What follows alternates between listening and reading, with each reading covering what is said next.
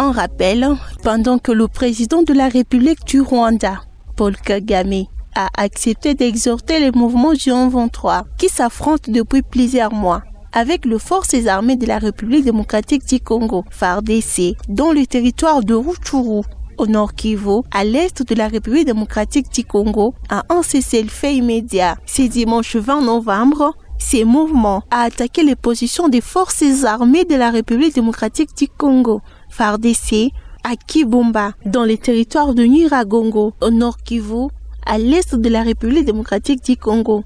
Je rappelle que Kibumba se situe à moins de 20 km de la ville de Goma.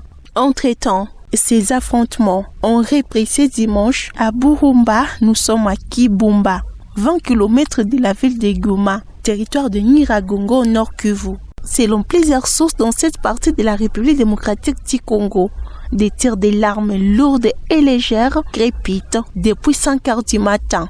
Les forces armées de la République démocratique du Congo ont lancé cette contre-offensive après la reprise des localités de Nyamahoro et Nyundo entre les mains du M23, toujours dans les territoires de Nyiragongo à l'est de la République démocratique du Congo, au nord Kivu.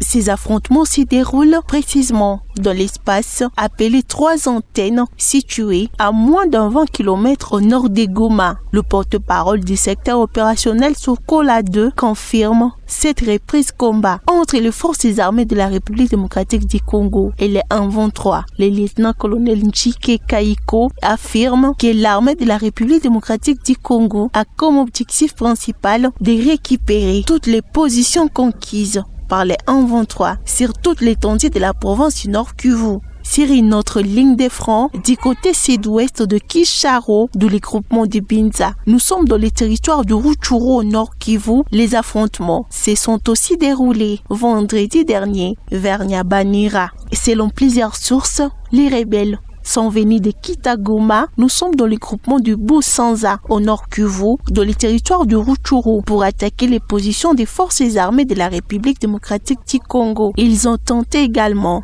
d'avancer vers Kassavé, où ils ont été repoussés il y a quelques jours par les forces armées de la République démocratique du Congo.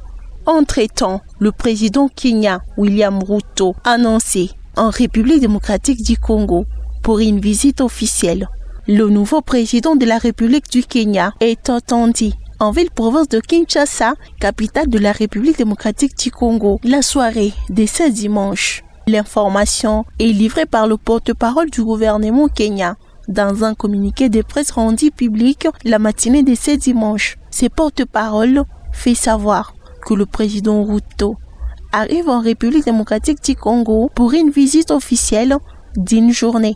Le nouveau président kenyan aurait des entretiens bilatéraux avec son homologue congolais. Le président Félix Tshisekedi sert des domaines d'intérêt mutuel dont le commerce, les investissements, l'intégrité régionale et la situation sécuritaire préoccupante à l'est de la République démocratique du Congo. Au sujet de cette visite, le porte-parole du gouvernement kenyan rappelle que ces pays, le Kenya, joue un rôle crucial en tant que membre de la communauté de l'Afrique de l'Est pour soutenir le processus de paix de Nairobi. Un processus qui implique les pourparlers entre les gouvernements de la République démocratique du Congo et les groupes armés actifs de la partie orientale du pays. Sur l'axe Kiwanja-Giseguro, les affrontements ont été signalés cette journée de ce dimanche 20 novembre où une source sur place nous confirme que le bilan n'est pas encore connu. Depuis les forts combats enregistrés jeudi dernier à Kibumba, l'ancien président du Kenya, Uhuru Kenyatta, est facilitateur de la crise qui oppose Kinshasa et Kigali dans un communiqué de presse. Le président Kenyatta, en discussion avec le président rwandais Paul Kagame, a convenu de la nécessité d'un cessez-le-feu. Le président Paul Kagame a également accepté d'aider le facilitateur de l'East Africa Community a exhorté le M23 à cesser le feu et se retirer des territoires capturés. Uhuru Kenyatta a palpé du doigt les réalités causées par la guerre d'agression camouflée par le M23, accusé d'être soutenu par Kigali, les États-Unis et les envoyés spéciaux de la Belgique, de la France et du Royaume-Uni réaffirme les rattachements à la souveraineté et à l'intégrité territoriale des pays. Pour cette question, l'ancien président Kenya et le président rwandais Paul Kagame optent de convaincre les M23 au cessez-le-feu et de les retrait des zones occupées. Dans leurs échanges, le président honoraire du Kenya et facilitateur de l'East Africa Community dans le processus de Nairobi révèle que le président rwandais a manifesté son accord pour l'accompagner, notamment à sensibiliser le M23 à un cessez-le-feu immédiat, mais aussi de se retirer des zones déjà occupées. Au Nord Kivu, toujours à l'est de la République démocratique du Congo, le président Paul Kagame et son ancien homologue se sont montrés d'accord à mettre en place les recommandations des chefs de défense de l'East Africa Community.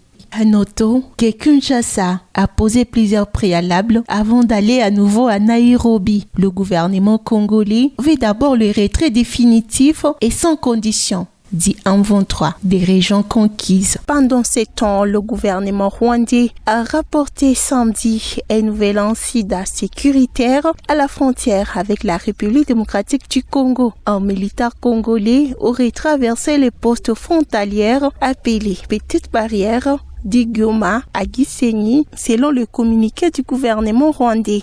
Un militaire congolais aurait traversé les postes frontalières Petite Barrière de Goma à Gisenyi. Celui-ci a été abattu par le militaire rwandais avant de faire des victimes côté Rwanda. Le Rwanda dit avoir saisi le mécanisme conjoint de vérification élargie. Ces dispositifs basés à Goma avait été lancé en septembre 2012. Il comprend des experts militaires des États membres de la Conférence internationale sur la région des Grands Lacs. Il surveille et mène des enquêtes sur les incidents de sécurité de la région de Grands Lacs.